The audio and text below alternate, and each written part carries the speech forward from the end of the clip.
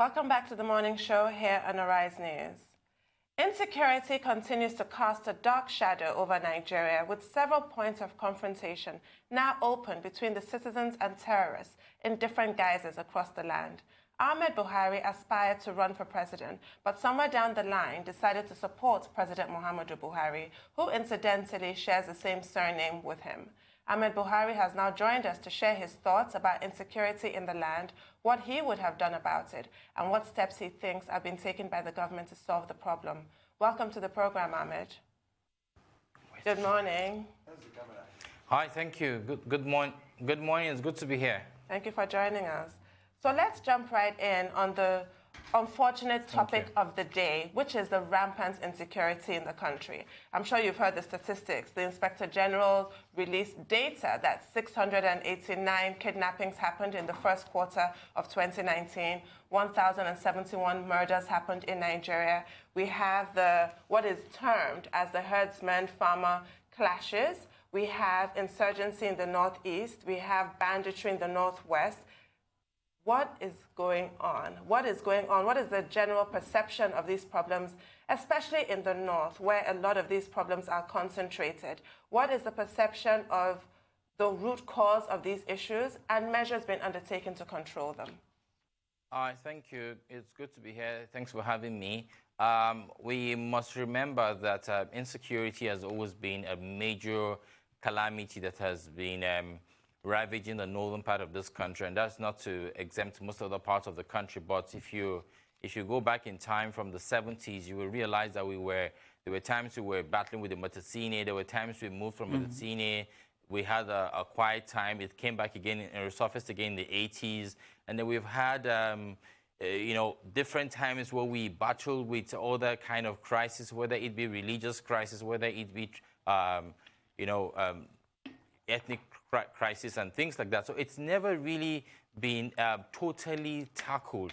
But I think one of the reasons why we have gotten to the level we have gotten is because before 2015, we did have a huge influx of the Boko Haram menace that ravaged the entire northern part. What we have seen is most of those huge cities where Boko Haram used to, mount their flags and throw bombs around the marketplaces, the churches, the mosque. We don't really quite hear those kind of things happening anymore. I'm in Abuja right now, and before now, you couldn't even go to a Friday prayer without having your heart in your mouth.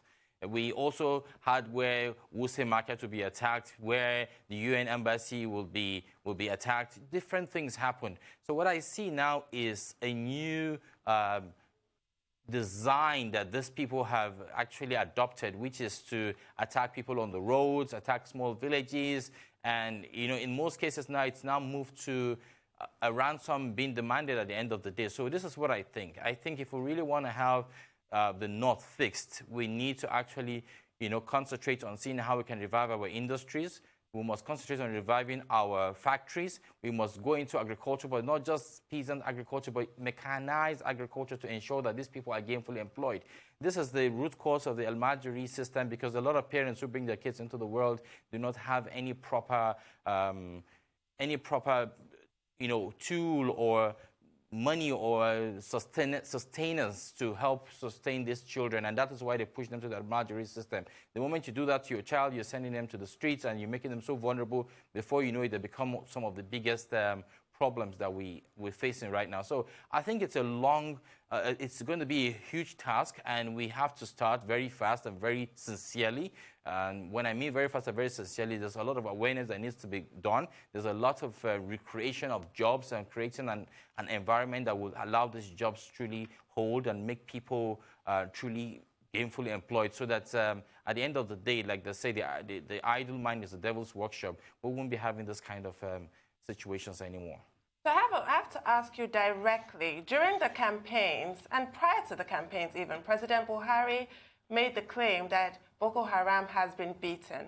At his valedictory address to his cabinet last week, he repeated that claim, that they should be proud to have served in the government that beat Boko Haram. You have described a sort of decrease in anxiety of people living in Abuja. So do you agree with those claims that Boko Haram was beaten by this government? Yes, without a question of doubt, yes, Boko Haram has been beaten. Before now, we used to even get some flimsy videos flying the internet, letting us, threatening us, putting us into fear, letting us know that they're coming to attack. And even when they tell us they're going to strike a particular position, they will still strike the position no matter what we do to stop it from happening. So yes, on that grounds, yes. But then we're now having a new kind of attack, which is coming from what I call disenfranchised individuals. And also not to forget that we have this, our borders are extremely porous, which means that people keep tripping into this country every now and then with the intention not to return. And when they come in here believing that Nigeria is that greener pasture, and it doesn't seem like that, the next thing they do is, take arms and become the problems that we have around.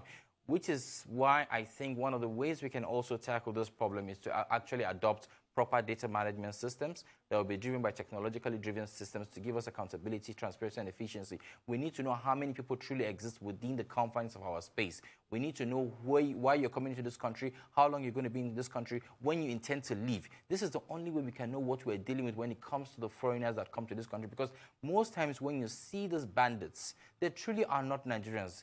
They truly are not Nigerians. They're people that have come into this country from different parts through the border, through the porous border. So we must wake up. We must task the immigration services. We must know why these people are coming in without a clear definition of what they're going to be doing and still reside here and continue to create a menace. Because at the end of the day, when you see the people that have been questioned or been interrogated as to why they were involved in this, most of the time, there's a Nigerian accomplice, but most of the huge number of the people that are involved in this are never Nigerians. So there's a need for us to actually look into this from that perspective and ensure that we're really doing the right things. I wanted to talk to you. You said you believe that Boko Haram has been defeated. One of the things that also has reared and has continued to be gnawing at a security issue is IS West Africa. This is something that security officials have been tracking, and this is something that also international partners have raised as a concern. And when you look at the fact that you're saying they're porous borders, and this is becoming a wider West Africa issue. The other thing is talking about disenfranchised people sort of crossing over into criminality. You still haven't given us a sense of how and what needs to be done and what levels of government. Is this a state government? Is this a federal government? How do we start to tackle and actually integrate some of these disenfranchised people into systems, into jobs, into ways to get them off the streets and away from criminality? But I think it's really important. At first, I want you to address the issue of IS West Africa. Well, again, these are reports that in most cases we collect from the international community, most especially the United States, and this is why we need to start taking responsibility for what truly should be our responsibility. Our dependence on facts and figures from external bodies has not really helped us a lot. Most of our agencies, most of our ministries or departments of security would have to wake up to the fact that this statistics has got to be generated by them themselves. And so when we hear that ISIS is ravaging the entire West Africa, then you tell me which other country is being under attack, and why is Nigeria the country of choice to be torn apart? These are the questions that we need to ask ourselves. This is the time we need to ask ourselves how much of friendships we want to make with some countries. Which is why we've always been saying that I think at this stage we need to be making business partners over just mere friendships, because some of these people do not really add value to us as an entity, but rather cause some of the havoc that we're going through right now. Nigeria is too porous right now.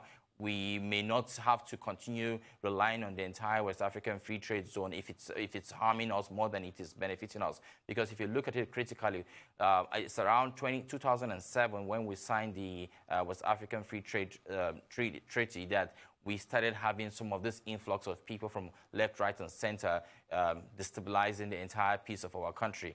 Borno State used to be one of the major food hubs in the country, but right now we cannot get anything from Borno. People keep asking why the food has gone high in the market. It's part of the reasons is because most of the food baskets cannot meet up with the relevant supplies that they used to give to the system. Look at Benue; it's another point of attack. and that's also like the food basket of the country. So these are things that we need to actually start doing ourselves and asking why these things are happening, not relying on some external forces to give us reports that we will use to work. Those reports have not directed us to the right quarters to help tackle this problem. But if you ask me on who I think is truly responsible when it comes to the state government or the federal government, I think everybody's hands has got to be on deck. The local government chairman, which is why I'm very happy that recently the president signed passed the bill to ensure that there's local government autonomy, which means that the local government chairman should have a full control over their jurisdiction. So also the traditional rulers must be allowed to be fully participatory in this whole process. We cannot exempt the state governors when a state is being under attack. We cannot always look at the center, which is the other reason why we think that should be true decentralization of some of these entities, so that people know exactly who to hold accountable when anything is falling short. But a number of governors have thrown their hands up in the air to say they can't secure their states. How do those governors feel? How can they be empowered to take back security? And if you're saying all hands need to be on deck, what are some of the things that you want to see from President Buhari? I know you're a supporter and you threw your weight behind him when you withdrew from the race. Give us a sense of what type of things you want to hear and see the president do, especially when it comes to governors that have thrown their hands up to say, sorry, this is out of our hands. So I'm not just a supporter of President Buhari, right? I want to see the country work. And so at every given opportunity I have stood strong in front of power to say this needs to be done. This isn't done right. This is what we must do, because at the end of the day, whether I like it or not, I'm living in Nigeria, I'm in Nigeria, and I must succeed. But most importantly is that we must understand that for all of those governors that have complained as to their inability to take care of the control of the security situation in their states, they should clearly tell us in plain terms what those challenges really are. I have heard a lot of governors complain, but I haven't quite heard them say, this is my challenge. I don't have sufficient security personnel, or I don't have enough resources. What happens to the security vote? What are you doing with the security vote? People just hear them on surface level and do not ask them those deep questions as to why they're unable to meet up with their responsibility. So I think it's not enough to just go onto the media and say, oh, I cannot handle the security situation. Then if you have been sworn in as the protector of that, the protector of life and property of that jurisdiction, and you're unable to do that, then I think this is the time where the people should start asking those deep questions as to your ability to perform and the need for them to start thinking of how to vote some of these people out when the time comes. There's been a lot of opposition to what has been described as Fulani radio. There's been that licensing recently. What are your thoughts on this? So it's very flimsy for people to think that a Fulani radio is supposed to be an anchor for mayhem. You know, the way we have a Yoruba radio, the way we have Hausa radios all over the world, the way we have Igbo radios, the way we have all those other radios, trying to communicate with people in what we will term to be the language that they understand the most. This is what I want us to do as Nigerians. If we don't do this collectively, we're never going to succeed. The mere fact that there's a Fulani radio and you think that it's going to be a radio that's going to propagate havoc, it shows that we're truly not prepared to make this thing work. What if we have a Fulani radio that's going to be speaking to Fulanis in the language they understand, to promote peace, to promote tolerance, to promote, unity and how to live by their neighbors? What if that is what it's about? What if that is what we should be channeling towards that direction? I mean, it's a radio. Anybody can listen to it and decipher what exactly it is that they're selling on that radio. There's a Hausa radio. Are you going to stop BBC Hausa from airing? Are you going to stop Yoruba radios from airing? Are you going to stop people from listening to radios in their local languages? These things don't happen like that. We must stop this whole idea of suspicion that has not helped us go any forward. So this is what I'm going to say. If there's a Fulani radio that exists, our responsibility is to see that we are part of it so that the content that it sells is content that is going to promote national unity, national peace, and hopefully prosperity. So transmitting in Fufude is, well, supposedly to cure some of the ideological defects that are behind the violence that we're seeing. But also in that vein, what is the role of the president, giving his status as a demigod to a lot of people in the North, which remains till today? Can you talk about what you expect from him, using that kind of authority that he wields, addressing the issue of the Almajiris that you mentioned earlier, population control, the simple measures of just not having more children that you can afford? Why is he silent on these issues?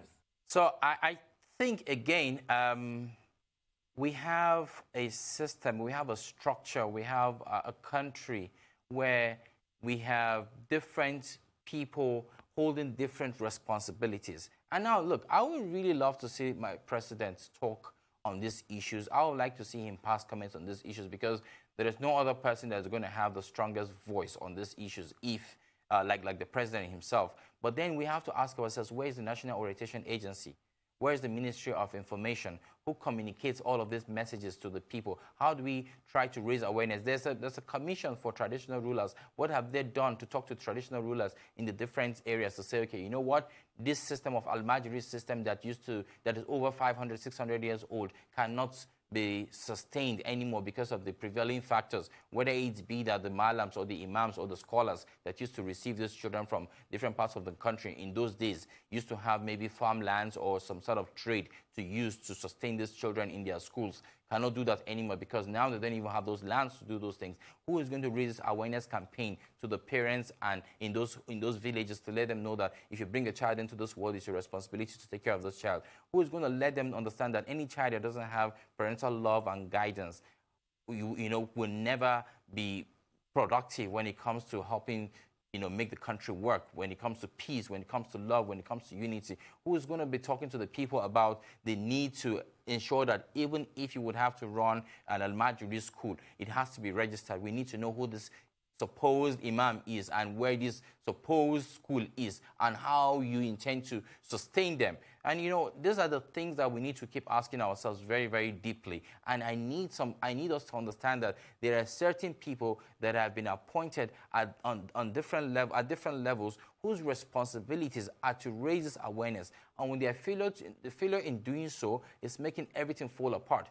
And on the other hand, I would be impressed and happy if I see the president, talking about these things and charging these individuals that he has appointed to do the needful and ensure that we do have a people that are truly in belief that we have a direction that we are facing and going towards.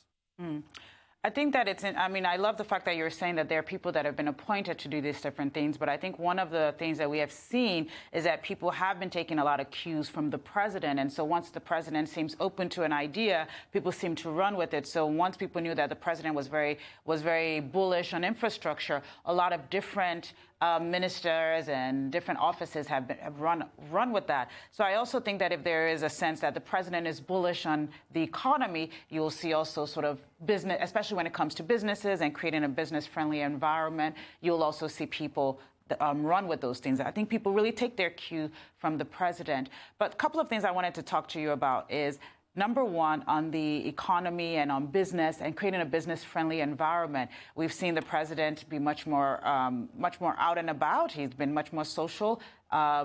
Do you think that he is going to change his tone in creating a business-friendly environment, a place where businesses feel that they can come into, investors feel that they can come into? One of the things people have always said is that it's very clear that this president is anti-corruption. What we want him to do is also be very clear that he's pro-business. What would you like to see, and what should we expect, in your opinion, in his second term?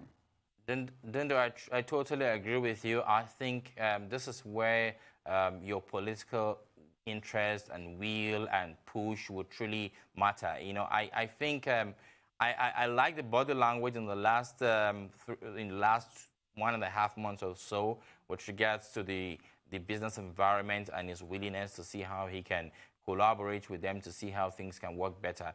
On the other hand, I would also be really keen on ensuring that we focus on 3 major issues if we really want to achieve anything in the next 4 years. The first one is the economy, like you mentioned. The second one is infrastructure. The third one is the taxation regime.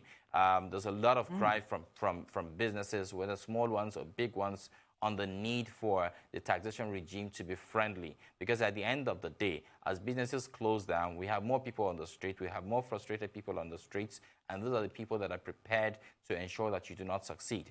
This is why we must look for a way to make sure that the taxation regime is favorable, it's friendly, it's accommodating, it's designed to ensure that businesses do move forward and actually keep people in business. You know, there's always room for us to understand that we have actually had a long time of a lot of things not happening right. And so changing them overnight is going to take a long time. But the one thing that I want this president to do, which is very important, is to be that source of hope to Nigerians. Nigerians are not asking for too much. Nigerians just want a country that they can call their own. They just want their daily bread, and they just want their safety as well. So I think it's about sending that message to Nigerians repeatedly on the need for us to come together collectively, regardless of our ethnicity, religion, political party, ideological affiliation, gender, age brackets, and know that what we're truly looking forward to is to see how we can have a people that will be more than anything as determined to succeed.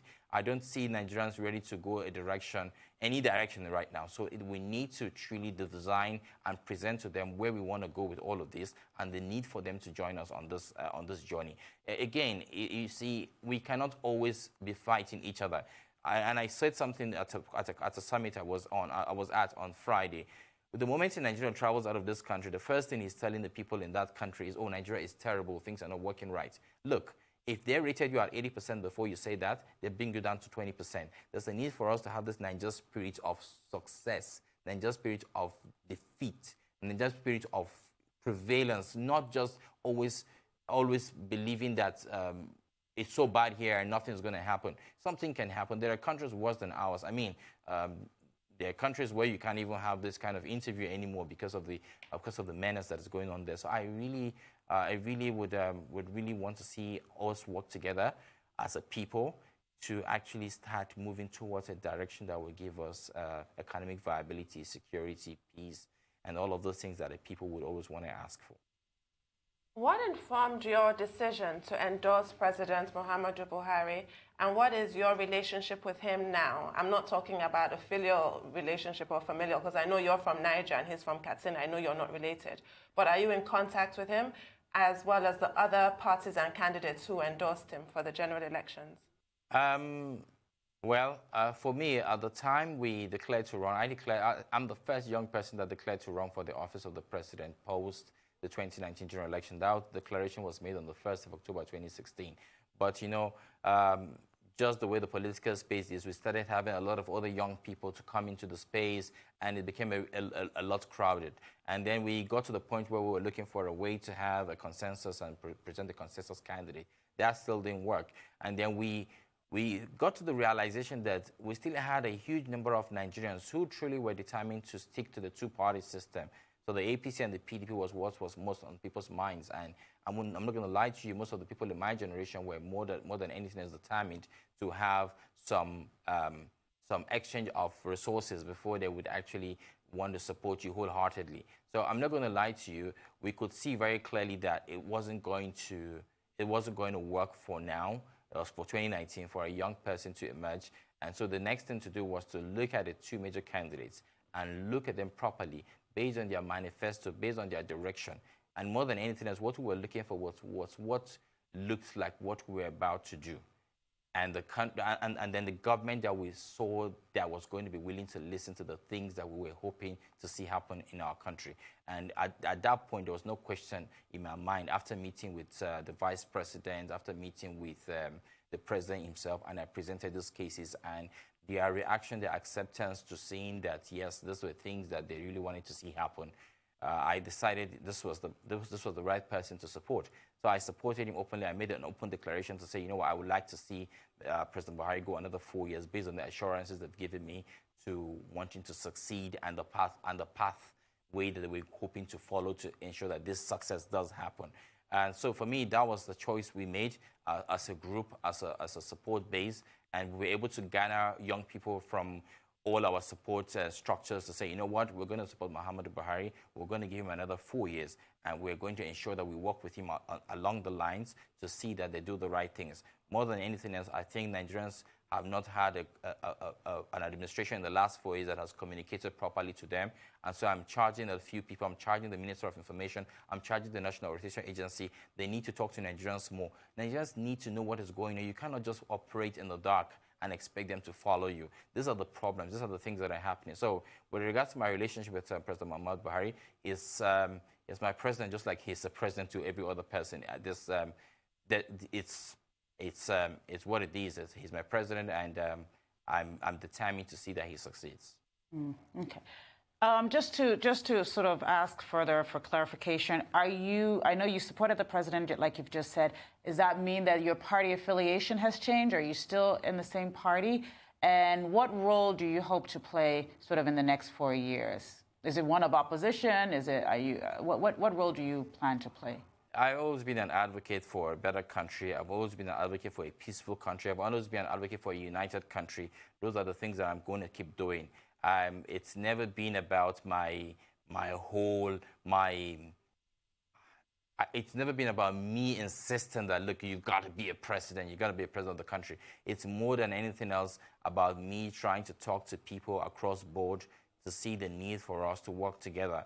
I just believe that no matter the complexity of a people, once there is a direction, once there's a vision, and they're all prepared to follow through, success shall come. And that is why I put myself out here to say, you know what, I'm going to keep talking to my peers. I'm going to keep talking to my generation. I'm going to keep selling that hope. I'm going to keep selling that positivity.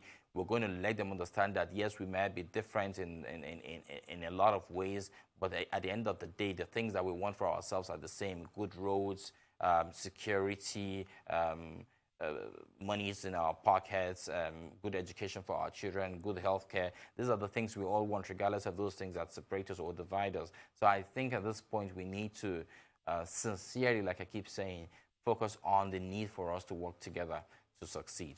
So that's my path. I'm going to be doing this advocacy. I'm going to push it as best as I can, and I know that we're going to get to the country, the desired destination that we want for Nigeria. Are you going to be advocating as a member of the opposition party or as a member of the party, the president's party? I'm going to be advocating as a Nigerian. I'm going to be advocating as a support base for President Muhammad Buhari. I'm going to be advocating as a youth. I'm going to be advocating for the next generation. I'm going to be advocating to see that we survive, to see that we succeed, to see that we triumph, to see that we stand above all our challenges. Does that mean that you no longer have any political aspirations? Like I keep telling everybody that's asked me this question, I'm still going to be the president of this country. May just not be now. What will you be doing to become the president of this country? What type of things should we be expecting to see from you? Because once again, I mean, running for president, you have to have a track record. You've now established a little bit of a track record. Now we need to see more from you over the next 4 years. What is your plan over the next 4 years, and what role would you be playing in this country besides just being an advocate? I think, you know, people that have supported you before would like to know what your future plans are politically. Well, like I've said, yeah, this is still 2019. I think the waters haven't even totally settled. I think there's every need for us to, now that I've gained more experience around the political space, I can see what Nigerians truly want, how they want things to happen. I think it's always wise to learn from those experiences and ensure that we get it right whenever we hit the stage again. But for people who want to know, yes, we're going to see the round working towards becoming the president of this country. How and the strategy that we'll use, we would unveil as the days unfold. Okay. Sorry, I have just one last question for you on this issue. You've said you've learned from running and from your past experience. What were some of the biggest lessons you learned, and what are some of the tools that you feel that every young Nigerian that wants to run for office needs to have in their toolbox? I think we ran a very healthy campaign. I think we sold very good messages. I think they were positive. I think from nothing we were able to stir the political space to the realization that, yes, we do belong to a generation of people that want to see things happen differently from how they've always happened. But then we could not crack it because there's a lot of disenfranchised people, and if the politics is driven by money, it was definitely going to be hard for us to convince them because we didn't have the kind of money that was required for this. But I'm hoping that based on some of the promises made by President Ahmed Buhari to my face, that we're going to have a reduced poverty level, we're going to have a reduced unemployment level, we're going to have an increased national consciousness and unity. This would help us, talk more directly and more deeper to our generation to understand the need for us to actually achieve this whole mission that we have embarked upon. So it's a lot has got to do with also the institutions becoming as much as in control of themselves as they should be. We need them to work, to function without any external interference, whether from government or some interested parties. We need the INEC to be as transparent, as independent as it can be. We need the Nigerian army, the police, the judiciary. If all of these institutions can operate without interference from any external sources, we do believe that the message will not just be received, but we will be able to work towards achieving that which we have set ourselves to achieve. Well, since we've discussed the security emergency we're facing in the country, we've touched on the economy. Let's look at the third prong of the Buhari administration's main agenda, which is anti-corruption. What is your assessment of that fight? And should it occupy that position, or should it be lower down the list of priorities for the government? Where would you put it if you were running the country? And how would you address that issue? It's a huge priority, yes, because there is no way you're going to fill up a basket with all the holes that it's got. So yes, it's a huge priority, and I'm glad that the TSC has been a success. What we would like to see is some speed in how the system. But however, the other thing is people keep telling me that no, there's still corruption. People are still stealing money, and I'm like, show me where. We used to have a country where people would buy streets, buy mansions, buy houses, and they were not prepared to live inside them or rent them out. But just because they had stolen money, they thought they needed to put all of those things in place. We had weddings we went for, and people were sharing gold-plated iPhones and things that you don't even want to mention. We had people who were renting jets to fly around the air just to have parties. So in reality, what we've seen in the last couple of years is a huge number of Nigerians who are more aware of the fact that if I dip my hands into the cookie jar, I'm going to be caught. So even if I know some of those miscreants still exist and doing what they're doing it in the most discreet manner. Nobody comes out with all the affluence and opulence from stolen, ill-gotten wealth to do what they used to do before, which means I think we've moved from where we were before, where people will collect bribe openly, to where people want to collect it secretly, and I'm hoping that we get to a point where people don't even collect it anymore. So I think there's progress. I think there's progress definitely when it comes to the corruption and the plans that they have for the corruption. The other part that I would really like to talk about is for some of those monies that we are trying to take back from those people that stole our collective resources. I think it's important for us to start looking for a way to mandate them to take on some major projects, complete them for us, because we know that our time is being wasted with the judicial system. We need to see those monies being used to execute some major infrastructural projects and see them come to life. Can you clarify more on that? How would that work?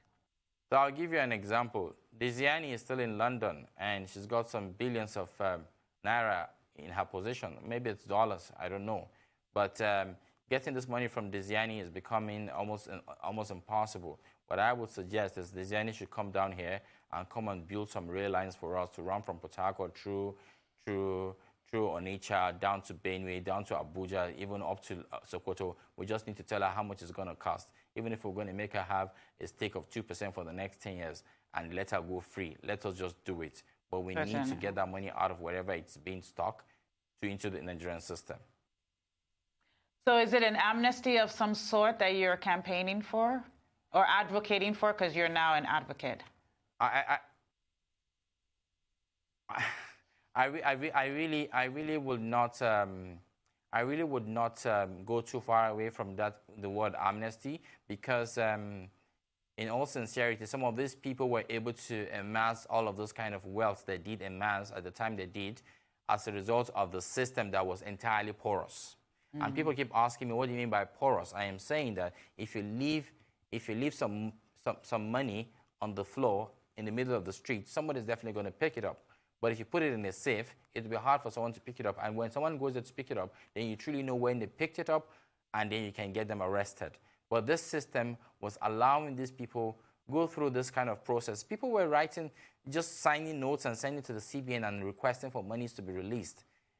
No, people were not going through the due process. So the system was faulty. The system encouraged these kinds of irregularities from happening, which is why we're saying that for those people who did all of these kinds of things, because of their number, because of how they're fighting using the judicial system to ensure that this kind of monies never leave their possession, we must be able to sit down and ensure that an sort of amnesty is being granted and allow them to bring back this monies to the economy and actually see how we can develop our infrastructure. What about the need for a deterrent for future looters? Which is why we just talked about the TSA and its success, which is why we're talking about the EFCC. As I speak with you right now, there are different people, even including some outgoing appointees who are in the EFCC net, being questioned and being interrogated to finding out how exactly some of those monies that they cannot account for got into their possession. And, you know, we need to actually tackle this issue of corruption, because right now, making the rounds is a lot of people talking about, applauding people who were found wanting when it comes to the issue of cybercrime, Yahoo boys. And you see some people saying, come on, man, they didn't do too much, they didn't kill anybody. But look, each time you take anything from anybody illegally, you have actually stolen. You are a thief, whether you like it or not. Some people have actually defended it by saying that, 400 years ago when the white men came here, they took away our parents, and those resources that they took away from us belongs to us, so we're trying to get it back. Look, you get all of this money back, whatever way you get them from the white people or from whoever you get them from, and then you now go to the clubs and spend them on foreign assorted drinks and Gucci bags and Prada belts and all the expensive labels, and this money is going back to those people again. We need to have a rethink. We need to sit down and understand that except hard work, we're never going to get any of these things working right for us. But certainly not theft. Theft is not an answer to getting us out of the mess that we're in. If we truly want to, rectify all of the things that have happened in the last 30, 40 years in this country's existence. Ahmed, I wanted to ask you a question about the state. There's been so much focused on young people and youth running for office. But one of the things that happened in this last election is that women lost 2% of the elected positions that they used to hold. So women used to hold 6% of elected positions. We're now at 4% of elected positions. I would like to understand from your point, what do you think needs to be done to get more equality, especially representation when it comes to women? Do you think this is a legislation issue? If you were president, how would you handle this? And what would you like to see from President Buhari when it comes to handling the issue around gender equality? So, I think it's gender equity for me. I think everybody's got to be given a fair chance. I think everybody has got to participate. And I'm going to give kudos to all the women that came out to exercise their franchise, to hit the road, to talk to the people. But you see, I want Nigerians to also understand that this whole issue is not just a leadership problem. It's also a followership problem.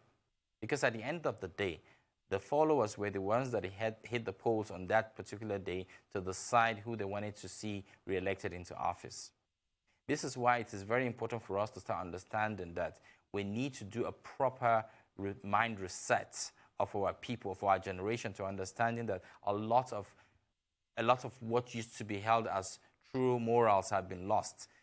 So it's bigger than just thinking that this could be resolved or solved by just ensuring that women are being allowed to contest on particular offices and allow them win. It's a process. It's a democratic process. You would have to contest, and you would have to emerge the winner. So as much as we know that money politics played a huge role in the just concluded election, it's also very important for us to understand that we would like to see more young people and more women being appointed in this particular administration post May 29th. We want to see more young people and more women, because this is the only way we can now showcase this is the only way we can now showcase our ability, our capacity to perform.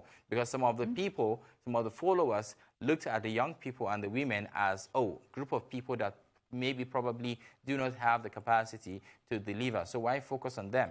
This is why it is imperative for us to request and demand from the president that, yes, many young people have got to be showcased in your cabinet. Many women have got to be showcased in your cabinet. We need to see that that presentation of a lot of young people, a lot of new people, because the only legacy you can leave is to see that you actually planted men and women who would actually carry on your legacy. Otherwise, it will all end with you. Since you've said you'll become president of this country one day, when you become president, would you legislate equality so that there is equal representation of men and women in all forms of government? Well, if you followed our campaign, these are one of the things that we've always stood for. But we've also reminded the people that all of these kinds of things do not just stop with the president. Yes, the president can talk about them, but it's very important for us to understand that there's a National Assembly that has got to push bills like this to be acted upon and passed into law. And so, again, we need to understand that the focus shouldn't just be on the president. We've got a legislature that we need to focus on. We've got a judiciary that we need to task to do the right things. And collectively, I believe that moving forward, we would be able to pick the right people that would be in the National Assembly and that would have the interests of the people at heart. And these people have got to be people that would have access to, talk to, share ideas with. And for anybody who gets into office, they should understand that you don't have to think about yourself alone. You have to think about the people. You have to think about what you can possibly do to ensure that your reign precedes your time in office, but the things that you put in place that people will always remember of you, which that's, for me, the most important part. About our selfish nature to just want everything for ourselves while we're there, it's not going to help anybody. And trust me, the money gets finished before you even realize, but then you're still going to be with the society, and God help you, if the society wakes up one day, you may not be able to exist within it. Well, thank you very much. I have to say, in most countries where legislation has happened, it has happened because the top has wanted it to happen. So I think that while it's noble to expect that the National Assembly will initiate, I don't think that that's going to happen. I think that clear leadership has to come from the top, that equity is part of our pillars that we will be striving for. But we look forward to one day you being president and maybe having that conversation. Thank you so much for being here. Thank you, Ahmed.